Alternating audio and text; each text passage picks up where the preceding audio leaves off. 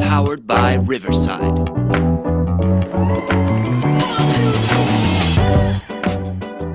Hey, what's up, everybody? It's 2 o'clock. It's a Monday. It's the Bullpen. I'm Tony Mack. That's Tricky Ricky. I can think of a million other things you can be doing besides listening to us, but nothing better than listening to us on a Monday. We are better than a million other things you could be doing. There are other things to do. Right. But this is the best. Correct. Okay. All right. Yeah. You lost me at the beginning. It's Monday. But you brought me back at the end. It's Monday. It's okay. Hey, I get it. That's why we're doing this. I mean, 3 days a week for an hour, we get together and hang out. And we talk about what's going on around here, obviously, at Toyota Field. But then, of course, just everything else that's going on entertainment-wise that you might be interested in. Just continuing a conversation that we've been having for a while. And a lot of that tends to be sports. We will get into a lot of sports today. We've got a lot coming up this week at Toyota Field, and there are several different ways that you can be a part of that conversation, to request information or to interact with Ricky and myself. One of those is the text window. If you're listening live or watching live here on YouTube, then you could text into the show 256-434-1366, 256-434-1366. And then, of course, you can also comment on the YouTube video as well that we have. We are live currently. And if you're listening on the podcast, which this is what we're actually doing, we're recording a podcast and we just happen to broadcast live while we're doing it. So if you're listening to the audio version anywhere you find your podcast on the Rocket City Trash Pandas podcast network, then you could tweet at me and Ricky. I mean, we usually are checking out the Twitter. Ricky's at Tricky Ricky RCTP. I'm at Tony Trash Panda. All right. How you like that? Still, you like that name? I like it. It's the first time I've said it out loud on the pod. I'm actually still working because you do it good with the Italian accent. I still say it like I'm a Chicago Bears fan. Hey, you work on it, man. You'll get there. Tony Trash Panda. Yeah, that's the Trash Pandas. Yeah, got a little Midwestern in there. You figure it out. The Pandas. Yeah. Panders. The Panders. The Panders, man. The Panders field don't look like much of a baseball field, but we just got a message. We got to tarp it today. We still got a tarp. We got to tarp the sand here at Toyota Field. Got to tarp the sand. You want to know how much we care about baseball here in the Rocket City? We're about to tarp a sand field. Yeah. There's no field there. There's wood out there over certain parts. I mean, it's a far cry of where it was during Panda season. But apparently the sand can't get wet. The sand gets wet. But I don't know. I guess that slows down. So I see like 3 wet spots on the sand right now. There's a puddle over there. Yeah. Yeah. We probably should have tarped that. Well, there it's you go. Come back to bite us there. Yeah. So if anybody'd like to buy tickets to that, go and watch a tarp pulling. You can do that around 4:30. I'll be selling the tickets myself. Even though we are a cashless venue, that will be a strictly cash transaction there. It's good for the books. It's great for the books, especially mine. So just, hit me up. I'll get you taken care of. What I can't wait to see, and I've been thinking about this. I haven't really said anything because I think everybody's kind of waiting on it. It's an obvious thing, but how quickly they're going to have to turn this around is going to be amazing to watch. Well, they turned it into a football field in 2 weeks. Yeah, right. That's what I'm saying. And then they took the entire football – they let it sit there. But when they decided it was time to work on it, they took the entire football field away in half a day. So it goes together quickly. But it's November now. So we're December, January, February, March. We're 5 months away from the season. To watch them redo the baseball field in that quick of a time span is going to be pretty awesome. It's going to be wild. She's going to be a beaut. She better be, because we're tarping sand later. She will be, dude. They did the player gradings and visitor gradings every time we had a homestand to see what the playing surface was like for the players that were playing on it. And the Trash Pandas got 5s the entire time. We've got the best grounds crew. I mean, yeah, voted on best field in the Southern League. So we really do. Charlie's like, I mean, he's a stickler when it comes to his field for sure, but there's a reason, dude. Got a field so good we tarp it even when they're in the field. We tarp the beach. That's exactly what we're doing. Tarping the beach, which I think is there for drainage. So Mm. personally, it probably would have been a great warm up to see how it handled drainage. But what do I know about fields? If they tell me to tarp, I'll go do the tarp then. That's what we got going on today. But for everyone else this week, we've got a lot popping off here at Toyota Field starting on Friday. First and foremost, the thing that you can come be a part of starting Friday all the way through Christmas in terms of the Winter Wonderland, and January 2nd in terms of the Christmas light show. You might see on the board there 4 days till Christmas. I'll get that angle going. Go ahead. Go I'll ahead. do it. See that right there? 4 days till Christmas. No, we are not bad at math, ladies and gentlemen. That is 4 days until our Christmas light show in Winter Wonderland. The light show goes until January 2nd. And then a lot of people didn't know this that I've talked to on the phone when they go through the light show. I was giving someone a tour of the field last week, and I said, yeah, when you get up with the light show, you park your car, come inside and enjoy the Winter Wonderland. You got like cocoa stations. They said something this morning how there's gonna be like grilled cheese and stuff available at the concessions, s'more stations, stuff like that. And she was like, really? We did the light show 2 years in a row. I had no idea you can come inside the ballpark. Oh, yeah. You can until Christmas Eve is the last. Christmas Eve would be the final day. It's a whole nother experience inside the ballpark if you haven't been in there, which if you got family coming into town, that's the perfect opportunity to blow a little time, maybe get the kids, let some of that energy out so they'll go to bed, and then also just take in the Christmas atmosphere, man. We're going to have Santa out here. We're going to have vendors. We're going to have, like cookie and ornament decorating stations. Like you said, the cocoa. We'll have some soup and sandwiches at concession stands. We'll have live music certain nights, have different groups come out and perform some Christmas jingles. So it's really cool. If you've been to the light show like these folks 2 years in a row, had no idea that the inside was going, you should check this thing out. We just got our, am I saying this right? Is it a 15-foot snow globe, inflatable snow globe? How else would you say that? I'm talking about the measurements, dude. I know that it's a snow globe. I'm talking about the height. I don't know. I didn't get the memo. Okay. It is like 15 feet, give or take. A couple, maybe. Or maybe exactly. It's a large snow globe as well. It's large. It's bigger than a regular. It's big enough for people. It's a people snow globe. You don't have to bring your tape measure. It's fine. You can leave it at home. Bring your kids. It's really big. We had one a couple of years ago, and it's bigger than that. Oh, this is bigger than that one? So bigger than the old one. Oh, I didn't know that. I thought it was just the old one. No, I know for sure. It's bigger than the old one. So we got the big snow globe. It's like customized. We got the trash pan, a logo. We got this beautiful little snowy backdrop in there, and and all that. And you can take your picture, and it's pretty cool. So check out the inside of the light show there, the Winter Wonderland, and get your passes now. Opening weekends this Friday. It's getting dark early, so right when we leave here, it's usually light show time. So get yourself hooked up. Go to trashpandaschristmas.com. And then for the big Pander fans, the ones that love the Trash Panders, love baseball season, single game ticket vouchers. Yeah. Go on sale Friday. Keep going. Yeah, keep going with them. Is that? You got any more? Well, yeah. Well, you got the single game ticket vouchers, right? That's on Friday. But also, I was hoping you were going to go more of your Midwestern fella. Oh no, we got many. Because we got vouchers coming in at a Listen ballpark here, fella. over there. All right, we got a real nice voucher for you. Did you do that on purpose or? Yeah. Okay, I was hoping it would just keep going. Keep going.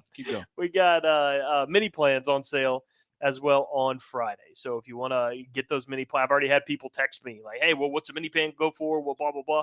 They go on sale on Friday, along with single game ticket vouchers. Our Winter Wonderland and Christmas light show start on Friday as well. It's a holiday season here at Toyota Field. Trying to encompass all, just get the energy going on here. Yeah.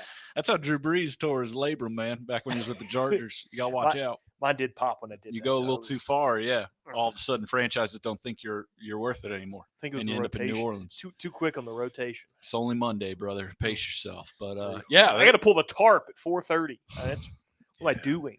I know. Stupid. An off-season tarp pull hurts about as much as 5 in-season tarp pulls.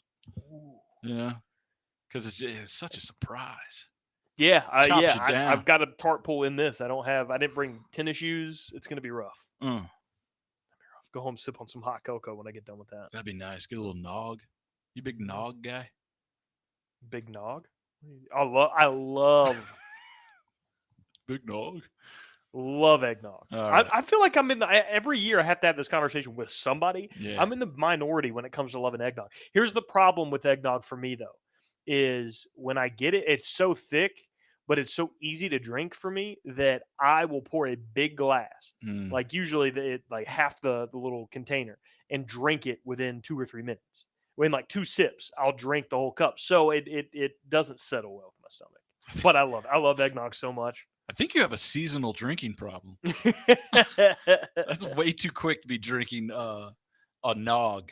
I love it so much. The rate of intake for nog's got to be slower than other specialty cocktails during the season, man. I'm worried about you. No, dude, don't be worried. That's too much. I've been doing it for 30 years. I'm good. Really? You've been pounding nogs since you're in diapers? Give or take. You getting the young ones started? You give them my first little nog? Or No, yeah, I might sneak a bottle in there. Okay. Maybe. We haven't bought eggnog yet this season. We have gotten – I put the Christmas tree up yesterday. You imagine you put a little nog into a bottle and snuck it to him. You get that first sip and you're like, what? Oh, dude, he touched the Christmas tree yesterday and gave me the worst face. Yeah? He did – I'll show you. He did not enjoy like it. Not at all. So Jim went to take a nap with him. He went down for a nap, and he slept he'd had one of his daycare naps, slept for 10 minutes. Cool. And Jen was still asleep. So I went ahead and picked him up. I just happened to walk by the room, and I heard him in there. He doesn't unless he's hungry. He doesn't fuss when he wakes up. I walk in, he was just holding his blanket, playing with it, just talking to himself. Sweet. So I picked him up, and I was putting the Christmas tree up because she wants to start getting decorations out early for his first Christmas and just make it a big thing. So I was fluffing the Christmas tree yesterday, and I went. What's your method? How do you go like this? You kind of just. That's what I do. Well, I'm not real good at it. Kind of. I fluff and I release. I fluff and I. Oh no! See, fluff and I go. With ours, it's got the thing where you when you put it up every year, each section has one of those tightening ropes, so you tighten it up. Oh. So when you let it down, it's been stiff for a year, so you have to go in there and pull all the little things. No, that's what I'm talking about. Yeah. Oh yeah. I have to pull and push, pull and push. Oh, you're pull and push. Pull and push. Yeah. Pull. Push. Pull, push. See, I'm a fluff and go. Oh no, you got to. But these are interesting. Yeah, pull push. I respect it.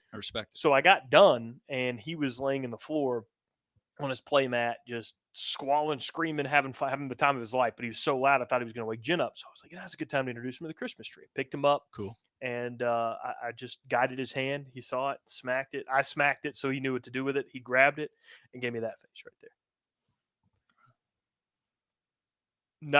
Took that immediately after, huh? Immediately. It was actually even worse than that, but when I pull the camera out, he always knows when the camera's on him, so he gets a little less emotion. What do you think he was most curious about, or most texture? Most befuddled? It was texture. It was texture. It was prickly. Do you think he was weirded out that there's a tree in the house? No, because he had seen me for like 2 hours putting it together and fluffing it. He was cool with that, but the texture, he didn't enjoy the texture. Cool with the pageantry. Cool with the display. Doesn't like the texture. What do you got? A spruce? What is that? You got a fir? It's a fake tree. Yeah, well, what's it fake modeled after? You got a fake spruce? What is that?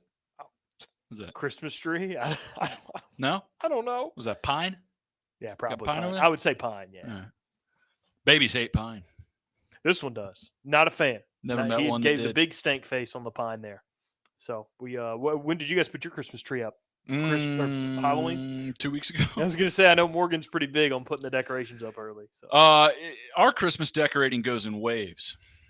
There's the first decorating, and then she lives a week looking at it and enjoying the Christmas flair to the house. And then the next week comes, and then now that stuff's old, so then new decorations have to be thrown in there. And so now we're in week 2. I'm not exaggerating, there are at least 17 different tree-shaped things in the house. There's a tree. There's porcelain trees. There's tinier trees offset from the main tree. There's garland between those, all lit up, same color. There's now trees on the dining room table. There's trees on the counter. There are trees in the bathroom. It's November the 14th. We're in wave 2 right now. 17 at least trees. Like, I know you're there while she's decorating it. Would you ever go actual decorating shopping? No, man. It's all delivered. She gets on the phone. It's not that easy for me. We have to make an annual trip to the Hobby Lobby. I wish that were the case. No, we're getting 8.5 to 10 trees delivered to the house per week. That's a rough average. I don't know what to do. I don't know. Hey, I'll trade you. At I'll trade you. I mean, what's getting shipped to our house every week is like diapers and wipes. So least you have utility for it. You know, they come and they go. These trees are collecting. Oh man, I'm severely outnumbered by foliage. I meant to bring this up earlier. Probably not a thing for the pod, but you looked at me earlier. Yeah. This morning during a meeting when Jason mentioned that he was up this morning thinking about the sales team at 3:00 in the morning while changing the blowout his son had. You looked at me as if I knew what he was talking about. Oh, we had a no, we don't interesting instance. Do we have to night. talk? Do we have to do this? We had an interesting one last night. So we just give him a bath. We always try to give him a bath. You bathe him 2-3 times a week, whatever. I'm just going to look out the window. Try to give him a bath on Sundays because he's about to go to daycare, right? Mm-hmm. We give him a bath, and I had mentioned to my wife, I think maybe even before the bath, I said, "Has he pooped today? He's peed a lot. She was like, "Yeah, a little bit. No, nothing crazy." So we get him out of the bath. She puts lotion on him. She's putting him in his diaper. She's putting him in his pajamas like we always do. I made my wife a strawberry cake. I'm in the kitchen eating me a piece. I hadn't had a piece yet. She'd had a piece. And I hear from the nursery, "Hey, Antonio, help me!" Yeah. I was like, you me? She's like, "Yeah, hey, come here and help." I'm like, all right. I get in there. It's a good impression. And she's trying to put his diaper on. And he is going to the bathroom. So she's got his feet like up towards his face, trying to make sure he doesn't like get it all over him because we just gave him a bath and doesn't want to get it all over his onesie. So while it's coming out of that end, he is also, as we turn around and look, peeing in his own face. So it's going out of both ends. Just he's pooping all over his diaper. We're trying to make sure it doesn't get on his clothes. We look on the other end, he is peeing in his own face. And then we get that done. And we're getting ready to go to bed. Yeah. And I swear, I tell my wife, I was like, we got it out of everything. We're good. He's gotten it out of both ends. We're fine. He spit up all over me right after that. So can't wait for you to be a dad one day, I don't man. think I will be now. I don't think I ever will be. It was but speaking of blowing it out of both ends, have you seen Texas A&M play football? Oh, we already got people in the text window. I knew it. They're straight up. They're haters like me and you, and how could you not at this point? It's comical.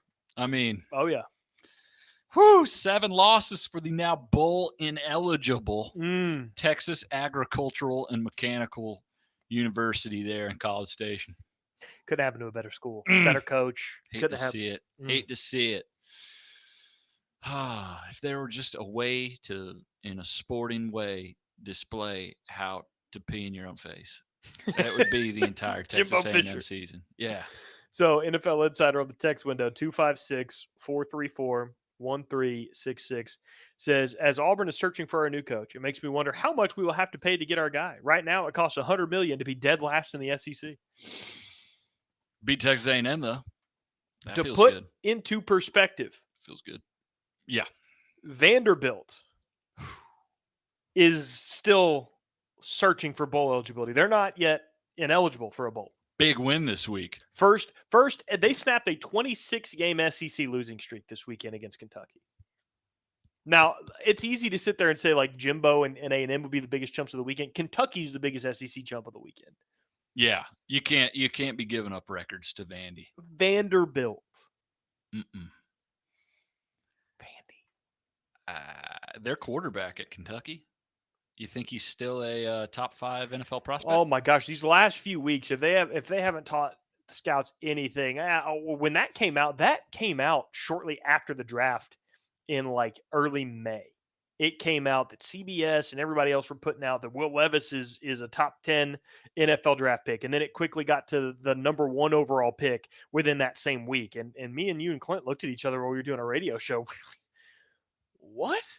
And everybody jumped onto it. That just shows you that however many of these people in the media that claim that they do all the work, they do all the research, and they put everything into it, they still piggyback off some stuff to get their opinion in there. They feel like they were left out if they don't put Levis in there, or like there's some perception that they don't know everything if Will Levis isn't in their top 10. Why don't you just not have to follow everybody's opinion all the time. But we immediately were like, that's garbage. I've seen Will Levis play. I don't need to see what Mel Kiper sees. They have the same agent probably. I don't need that. I just need to see what I've seen on the field. And Will Levis, he was a turnover machine last year. He's still got that in him this year, and he doesn't have a Wan'Dale Robinson to bail him out.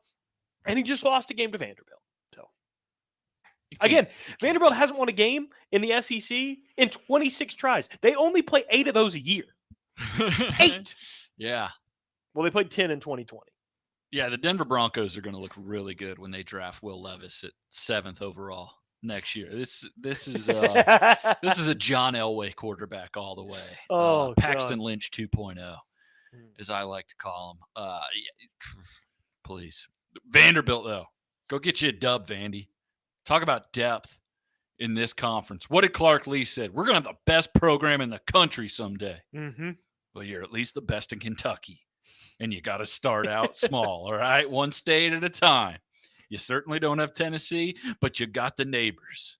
Vanderbilt is 1-5 in the SEC, while Texas A&M is currently 1-6. That means Vandy's got 2 SEC games left.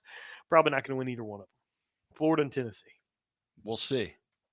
Well, speaking of Tennessee, going just around the horn here in the SEC, does Josh Heupel have a vendetta for Eli Drinkwitz?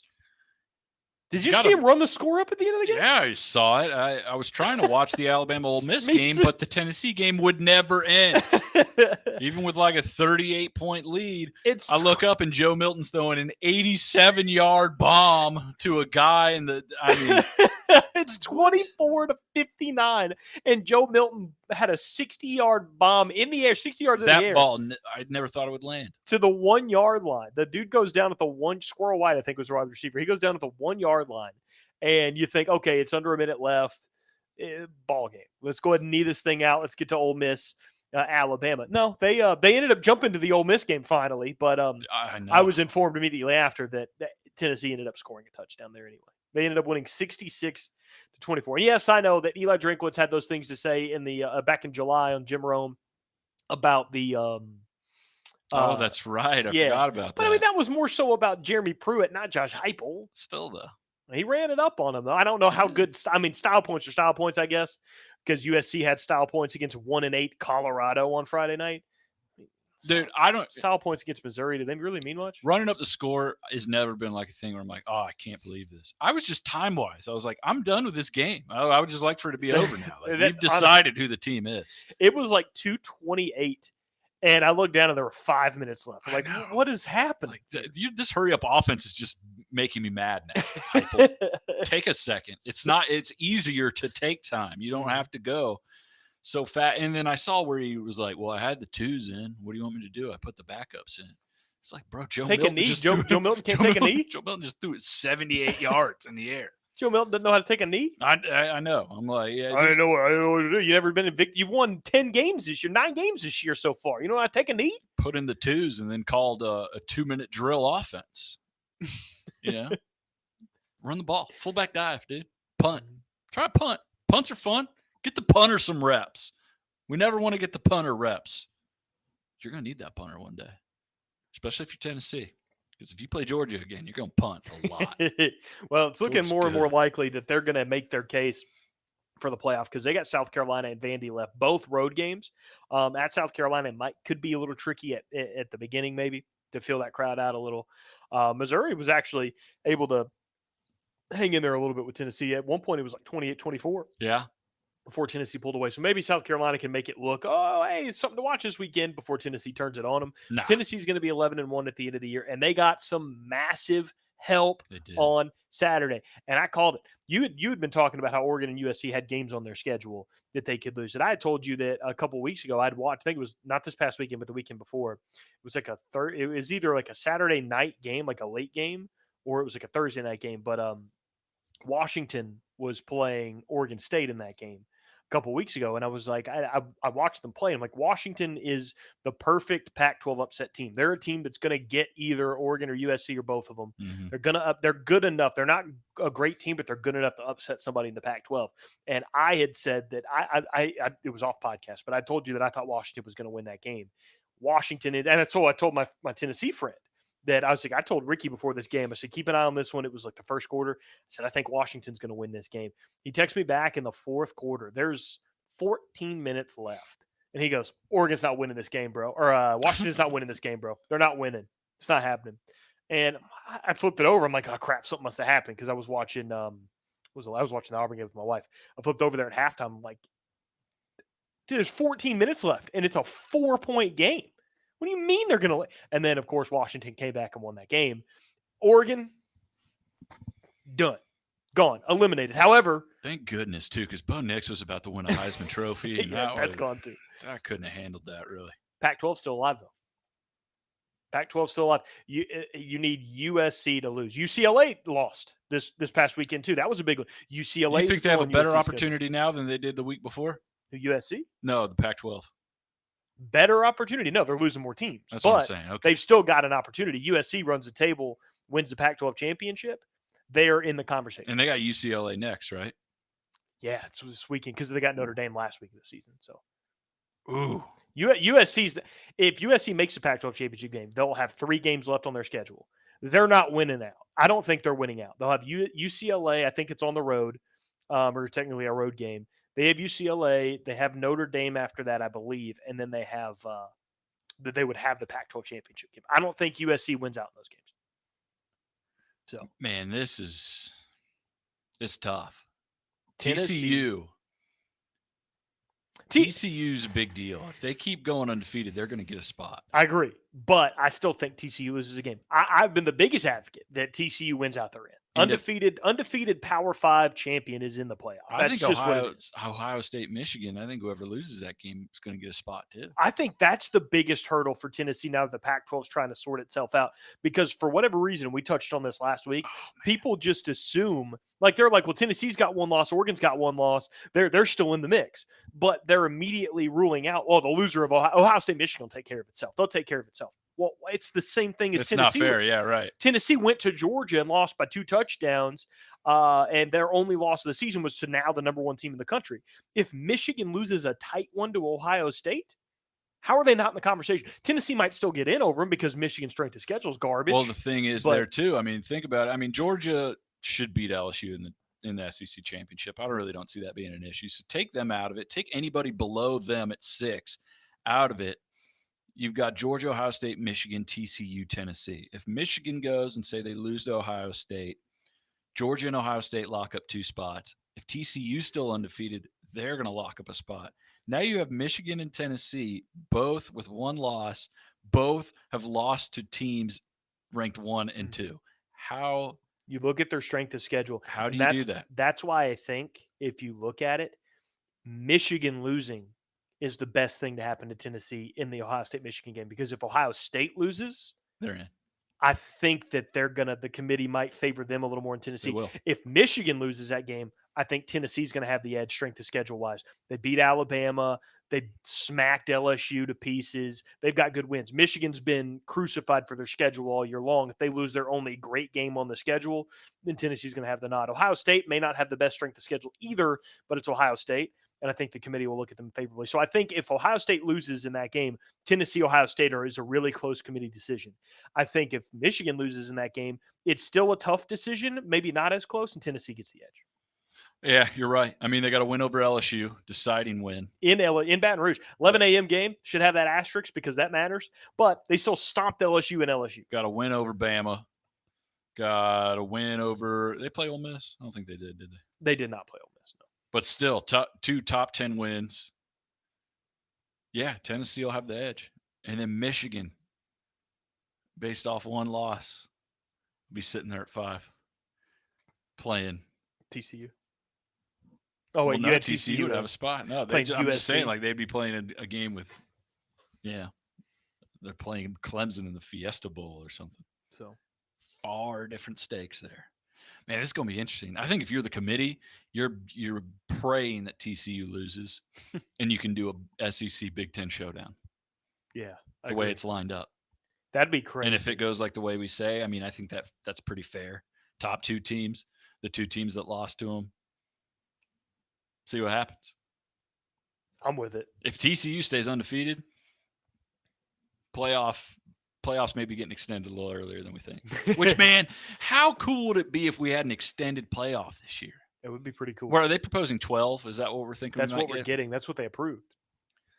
Man, I mean, just imagine, man. I mean, you got Tennessee, LSU, USC, Alabama, Clemson, just in the 5 spots between 5 and 9 right there, and then Utah, Penn State, Oregon right in there as well. Like, this would be such an intriguing year to have guys like Alabama and Clemson, who are normally in that top tier, playing in a first-round playoff game against somebody. Mm-hmm. So now, if you're TCU and you've been undefeated all year, hey, congratulations. Your first-round matchup, you're hosting Clemson or you're hosting Alabama. It's like, oh, man, like the first round of these playoffs just got very interesting. You got to take down a blue blood to get to that next level.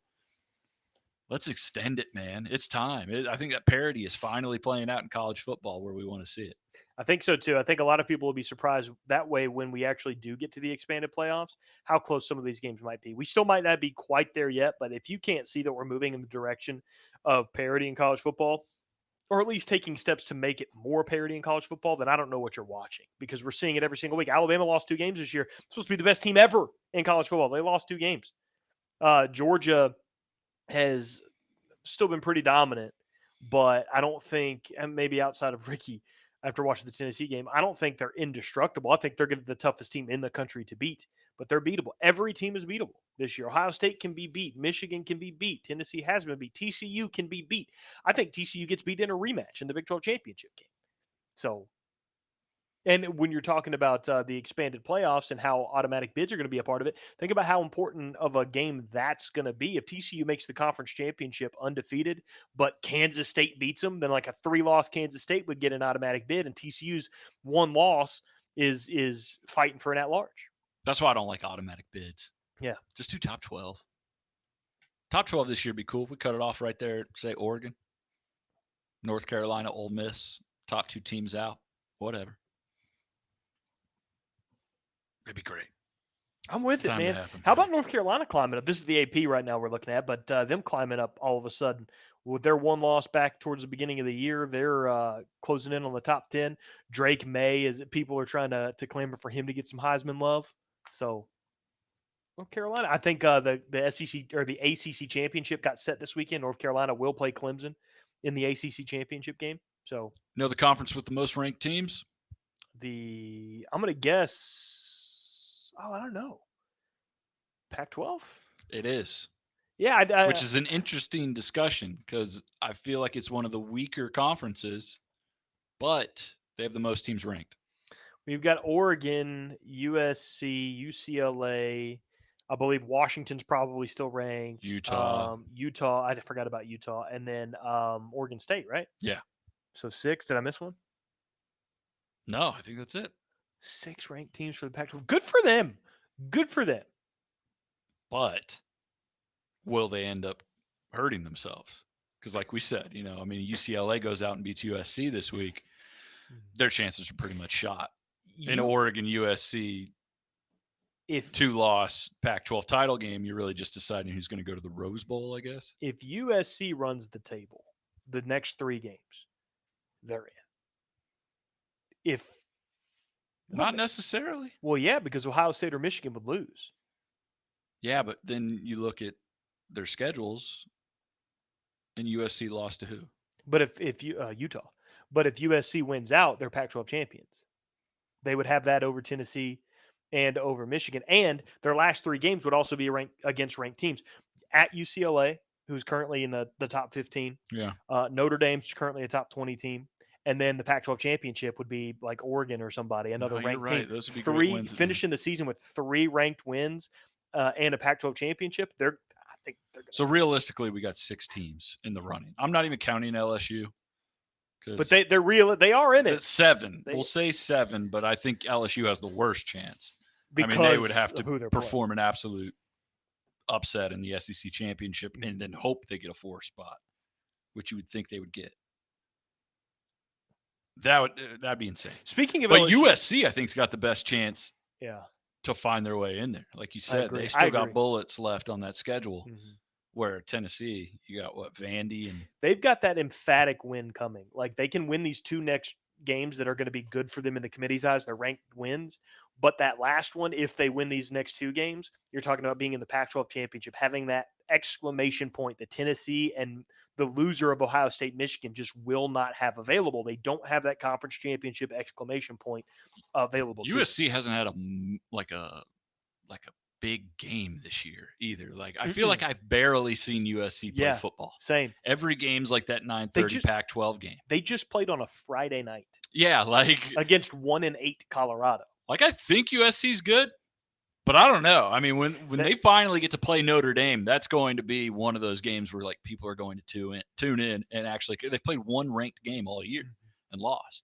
Exactly. That's why I don't think they will win out. But if they do, I think that they do squeeze in. I don't think, I will reiterate again, I do not think they will. And if they do, they will get smacked around in the playoff. Because while I haven't watched a ton of USC this year, I can tell you exactly what USC is. They are exactly what Oklahoma was when Lincoln Riley was there at Oklahoma. Yeah. They've got great talent on offense that's just so much better than everybody in their conference. But defensively, they suck. And they just haven't played great enough competition to expose that. Utah put 43 points on them, and USC had a great offense to stay in the game and still lost it, though. They get up in there with a team that can play really good defense. USC is going to get smacked around because they are exactly what they were at Oklahoma. I mean, look at their last 2 games. I mean, they beat Arizona by 8. Arizona's at the bottom of the division. They were the 4 and 6. They get Cal, and when they play Cal, they beat them by 6. You know, California's 3 and 6, 3 and 7. Yeah, these are not good football teams that USC is having, and these are 2 home games. Or no, I mean they were on the road at Arizona. They were home against Cal, and sneak out with a 6-point win. Everybody beats up Colorado, so they did that last week. But it's going to be very telling this UCLA game, especially after UCLA 100%. gets upset last week. See, I'm still not. I keep hearing that UCLA might be the like the crown jewel of the Pac-12. I'm really not sold on it because I haven't watched a lot of UCLA. I think the game that USC drops is Notre Dame. They're playing way better. Playing way better. They had a game this past weekend where finally the target was back on their back again, and it was close. I think it was Navy. It was close, but Notre Dame ended up winning it. Notre Dame pulled the upset a couple weeks ago. Yeah, I think they're smack Clemson around. So I mean, that was a big weekend too. I mean, you're playing Navy on Veterans Day weekend. Like that place was packed out. There was a lot going on there. So I mean, big game, big win right there for Notre Dame. It's just fresh off a shellacking Clemson. So NFL Insider asks another question about Jimbo Fisher. But before I get to his question, I just think it's so interesting. You brought up LSU having an outside shot at the playoff. If they win out, I think they are in. But it's going to be tough to beat Georgia. But just think about where these programs were last year around this time, right? A&M is getting ready to extend Jimbo Fisher because they don't want Jimbo Fisher to go to LSU. LSU was knocking on the door, trying to get Jimbo to come on over there. They were going to pay him $9-10 million a year to come coach at LSU. And A&M wrapped them up with that $90-something million guaranteed.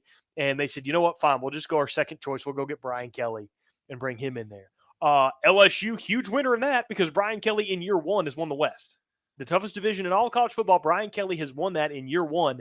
Jimbo Fisher in that same division has won one SEC game. One game in the SEC. And that was against Arkansas. Last? Are they in 7th? In the West? Yeah. Yes. I mean, they lost to Auburn. That feels like their one win was that weird Arkansas win where the ball went over Oh, my gosh. That's their only SEC win, I believe. Unbelievable. I've never had a ball. I lost a lot on that one. That one hurt. Yeah. They're 1-6. They have the worst record in the SEC right now because Vanderbilt's 1-5.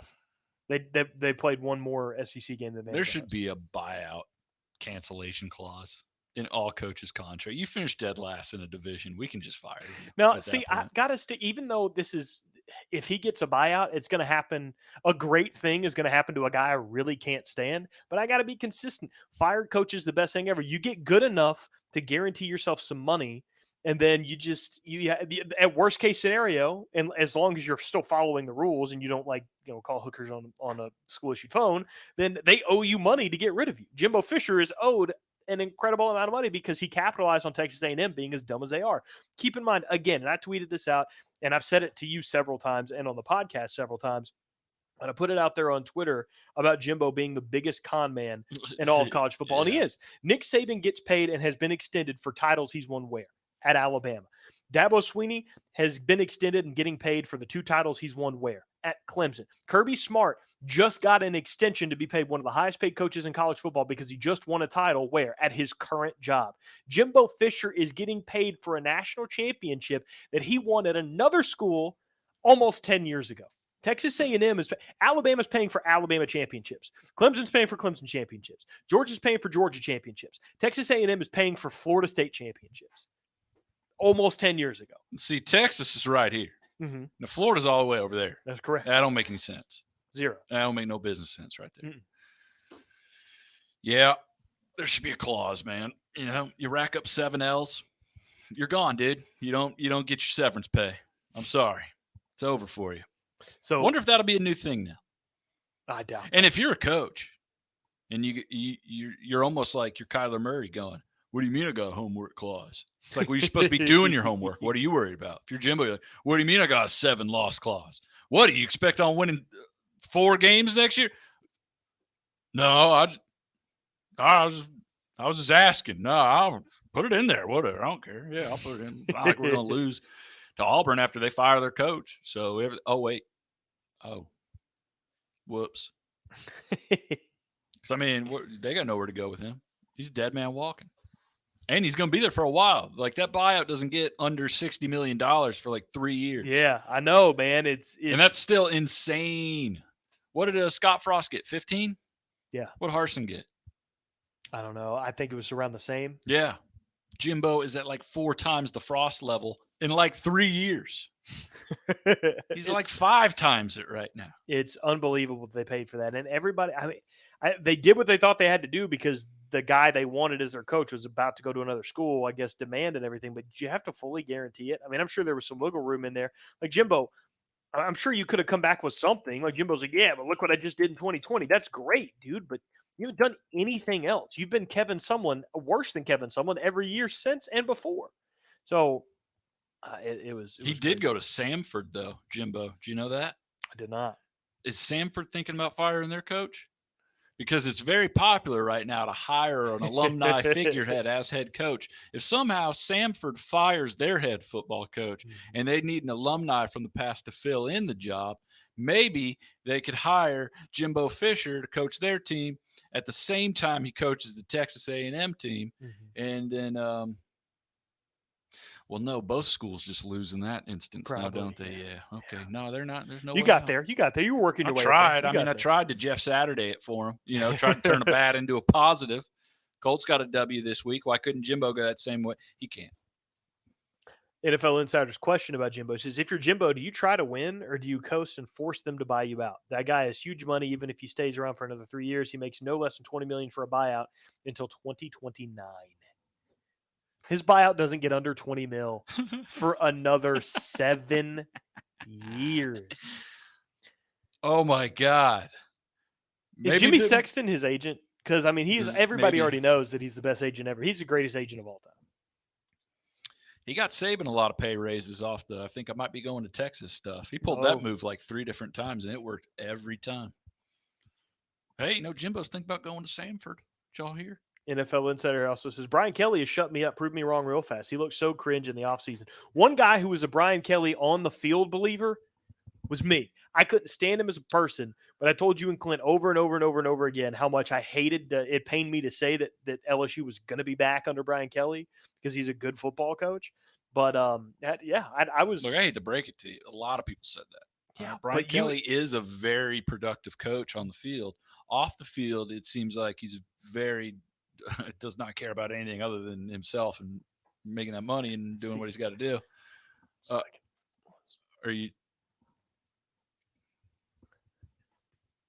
Did you feel that was the right time to rip the protective seal off of the camera? It was. We've been doing a show with protective seal on it for I don't even know what I'm talking about anymore. You're over here doing maintenance. You're talking about Brian Kelly, something we probably already said. There's your thing. Yeah, let's move on. Did you watch the NFL yesterday? I watched the Yeah, I watched the Titans game yesterday. Titans Broncos. I hate watching the Titans. Everybody, I felt like SpongeBob. That meme of SpongeBob sitting in the coffee shop with a cup of coffee by himself. Everybody's watching the game of the year in Buffalo and in Minnesota, and I feel like obligated to watch my team play football. So I'm watching the Titans game over here. Like, hey, both teams scored touchdowns in this game? Ooh, way! They each got one. Oh, hey, dude! I got to catch overtime though. I caught overtime. I already find the Titans extremely boring to watch. And then the Denver Broncos come into town. I was watching NFL Red Zone, and they don't even have to worry about commercials. They just have football all the time. They can play whatever they want. The NFL's cool with it. I know where this is going. I think I saw 7 plays from the Titans game. And I think all 7 came on the final drive when Tennessee was just trying to because finish it off. Denver's one touchdown. They weren't even in the red zone for that. It was a long touchdown, so you probably just got a quick clip of that. Leading receiver Nick Westbrook-Akine. 2 touchdowns. He had 2 touchdowns, over 100 yards. Yeah. Dude, Titans are brutal. Hey, 6-3 though. Hey, that's the move. Hey, 6-3 though, man. Mike Vrabel, if you actually got that guy an exciting football team, he might win a Super Bowl. It's a gentleman's 4-5.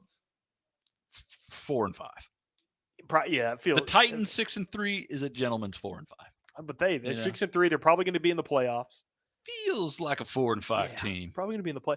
Look, and again, their strength going into that game was defense, right? Both offenses suck. Ryan Tannehill was back in the game, but both offenses suck with or without Tannehill. And the Titans' strength is their defense. They've been playing great. That's one of the reasons they've won 6 games. That's the reason they were in the Kansas City game. Ever since that Buffalo game, they've been playing great football. However, yesterday, the Titans went into that game with 5 defensive starters out for the game, including Jeffrey Simmons. 5 defensive starters out. I believe a couple other ones got hurt during the game, and they still held Russell Wilson and that offense, with backups and depth. So again, I just trying to find the positive because I'm a Titans fan. I hate that the defense is being wasted on such an awful offense. You got to love that play out of the tight end position from Okonkwo, right? Chig, yeah. Is that his name?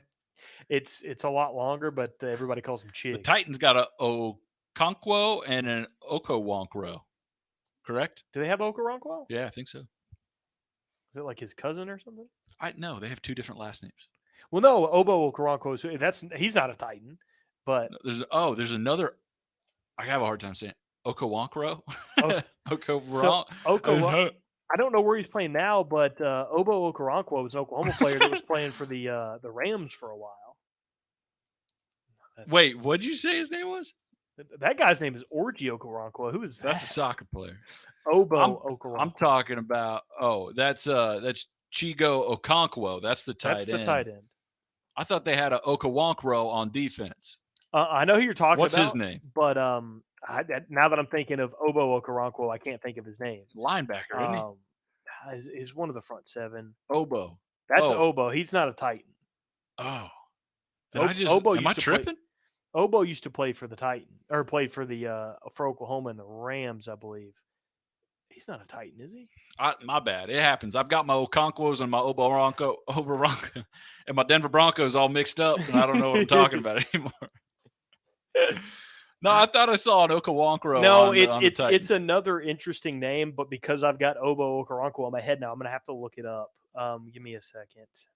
I can look it up by position here. Okonkwo with the reception against the Broncos tackle made by Obo Okoronkwo.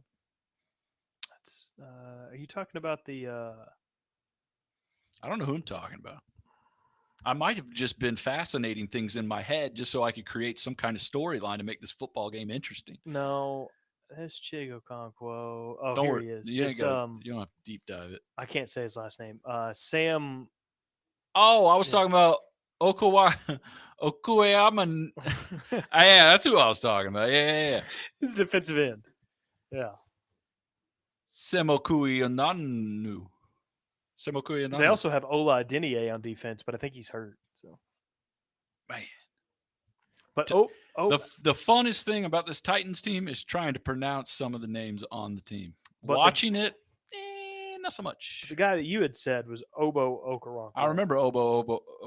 He played at Oklahoma. I remember him. He's a Texan now. I didn't know that. He's a Texan this year, but he played for the Rams for a while. He got drafted back in what year? 2018.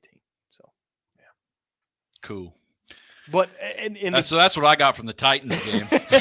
The game of the year that I missed had two of the best catches that you will see. And people, and myself included, have been talking about the Justin Jefferson catch, which in the moment I said was the best catch I'd ever seen because it was on 4th down. He had to take it with one hand away from the defender that had two hands on the ball. And I don't even need to describe it. I think you have it pulled up. So here's the catch.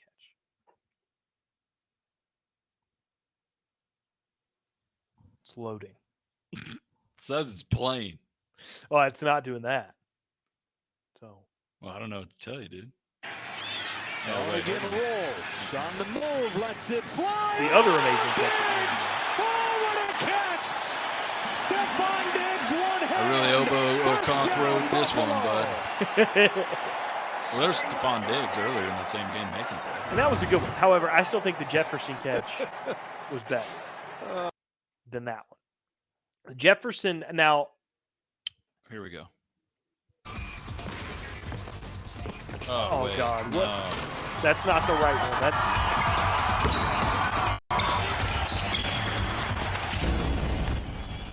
That actually should have been a play. White's going to win. Oh, wait, hold on. Here we go. I touched it.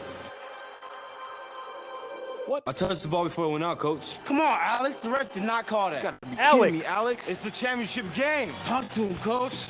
I touched it. It's their ball. Don't foul them when they inbound. Team on 3. 1, 2, 3. Nice going, Alex. Sorry, Coach. Alex. Good call. Do you think the defender on that Justin Jefferson play for the Bills came to the sideline? He's like, Coach, I caught the ball. And I kind of helped him catch the ball. It's a catch. I'm sorry. You know what? Hey, Alex, you're being demoted to the practice squad. Yeah, thanks a lot. We just lost. That was huge. It was a huge game. Hey, Alex, you're playing in Canada next year. Hey, Alex, you ever been to Saskatchewan? Do it right. Better figure it out, brother. You're done here. Yeah, I don't know why the Jefferson one's not pulling up. So Justin Jefferson goes up. I'm going to backtrack a little. I said before that I thought it was the best catch ever. I'm backtracking a little. Yeah. I disagree. I don't think it's the best catch ever. I could think of some other ones that were pretty great. Just before this show, you were saying this might be the greatest catch I've ever seen. I know, but I'm backtracking because I saw one in college football this weekend that I think may have been. Back However, to throw on 4th and 18. He's given time. He wants Jefferson. Climbs the ladder. Oh my goodness! Look, pretty good. Justin Jefferson pulled it in. That defender did kind of catch the ball before Jefferson caught the ball. There's no way. And he's pulling it in, but the defender's got both hands on it, and then right there it should have touched the ground. But that is causing the pressure. We had a catch earlier this game. That's a joint catch. But if that's not so, one, it makes it a great catch on being on 4th down. The defender has two hands on it, and Jefferson with one hand is able to take it away from him. That's impressive. But also, I still think it would have been a great catch. I think he still could have caught it if the defender wasn't there, because if you see him reach and grab it, when he's trying to pull it in, you're talking about it being on his wrist. He's trying to pull it to his body, but he can't because the defender's already holding it. If the defender's not there, he's at least got that ball moving towards his body. He can reset and catch it. I don't know. If that defender's not there, I think that ball hits the ground. I mean, his palm was never around it until him and that other guy were both putting enough pressure on the ball to keep it from touching the ground. He got enough hand on it, though, to keep it to touch it and redirect it towards his body. What I'm saying is that defender goes up and, he gets brick hands and it hits him in the helmet. That ball never even that Jefferson defender never has a chance. Should have just knocked it down in the first place. It was 4th down. Should have just knocked it down. However, the best catch, in my opinion, of the weekend, quickly backtracking the best catch ever, was from Notre Dame. This catch was amazing. Back to pass, pressured, steps up. Pine's going to heave it deep toward the end zone, and it is caught! A reach Little around Tyrone pro throw with a little Lindsey. extra swag on it. He catches it behind the defender's back and then pulls it out with one hand. And B.D. Williams was there in That's the way. nasty. You don't do that. That is incredible. Nasty. There's Lindsey. He's just running a go route. That Pine man breaks being the pocket. dishonorably Watch him pin discharged on the from back. speed. That And then quarterback. B.D. Williams goes left, That then to quarterback the should right have to hand. do 50 push-ups for underthrowing that ball because the defender was burned by 10 yards, and he put that defender in a bad position. I don't like that. That was a great catch. That was an amazing. Because, like, from the camera, you can't even see it. You can tell the ball's it's a bad pass, and this dude's doing the full hug around. He looks like he's trying to put him in some sort of like a sleeper hold, and then just out of nowhere, just rips that hand out, and you go, "Oh yeah, here you go. There's the ball." That one was better than Jefferson. The Diggs catch I showed by accident earlier, better than that Jefferson. one was not better than Jefferson's. It was not. He had to wrestle. Diggs just had to deal with an overthrow from his quarterback. Justin Jefferson Diggs just had to go and do all of the work. Justin Jefferson with one hand had to wrestle the ball away from a guy with two hands. Two hands. The guy with the two holding hands made it catchable for his one hand. You holding it something with two hands, you should have a better advantage on that than me with one hand. That defender should have been able to take it away from Justin Jefferson, but he didn't because Justin Jefferson had such an amazing catch on it. Joint catch. They both played a part. It was a duet. Yeah, but Jefferson's getting the credit. That guy's probably getting fired. That one's going on the stat sheet. The other one's getting written a contract somewhere. It was a great catch, though. Did great for me in fantasy football. Great catch by Mr. Justin Jefferson. Yeah, very happy with that one. In a 14-man league, I was pretty good at the running back position, but I needed a receiver. I had a running back that was underperforming. That's an amazing running back. He just hadn't done anything this season. And I decided, you know what, I'm going to do. Oh, hold on. Sorry. Hate to cut you off from that fantasy football story. I got breaking news. What we got? Stanford's coach is undefeated in conference play right now. What? There's no chance he's getting fired. No.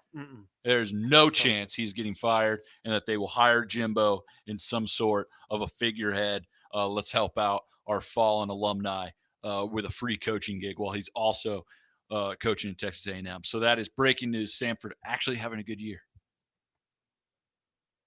Back to you. I traded Jonathan Taylor for Oh, CeeDee I was Lamb. hoping you were going to be done with the story, though. When it okay, hold on. Traded Jonathan Taylor for CeeDee Lamb, and it worked out pretty That's pretty cool. well. Watching Stanford football? No. Yeah, no, me neither. They're doing good, though, from what I hear. You know who is bowl eligible? Texas A&M's not. Connecticut.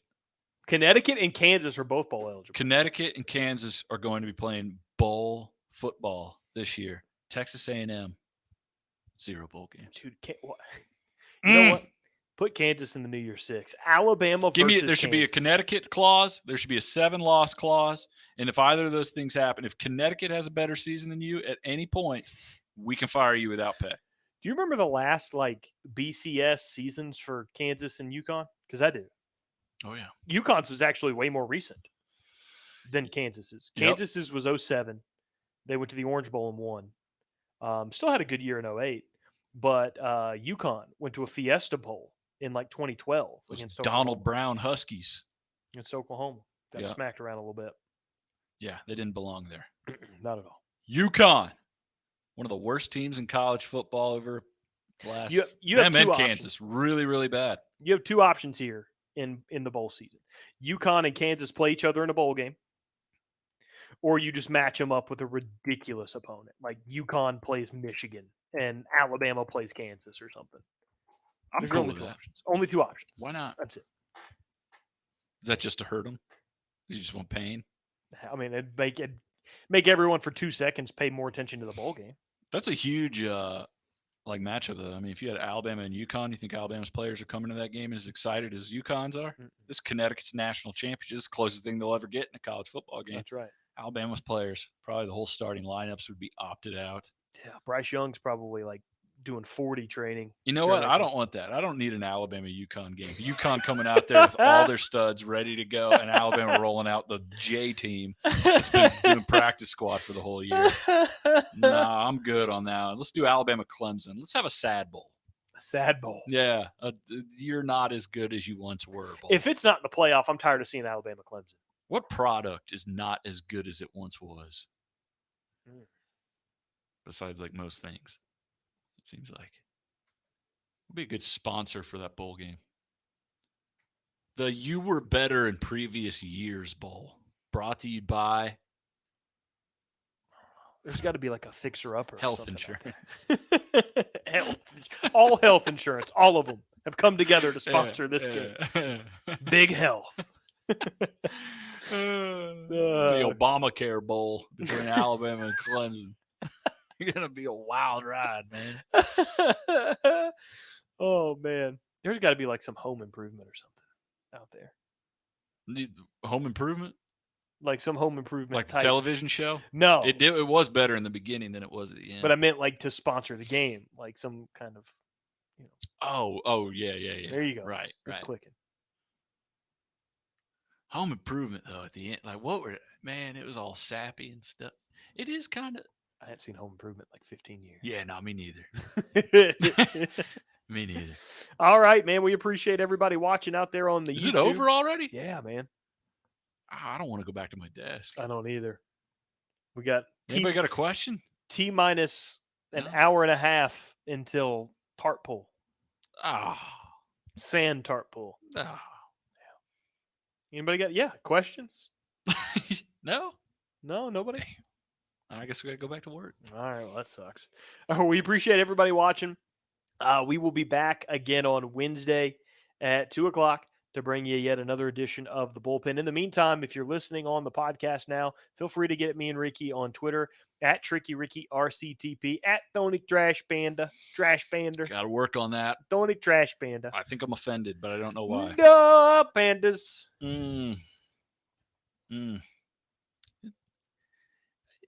You know. Yeah. Until Wednesday, I'm Tony Mack. That's Tricky Ricky. It's been the Bullpen. We'll see you then. So long, everybody.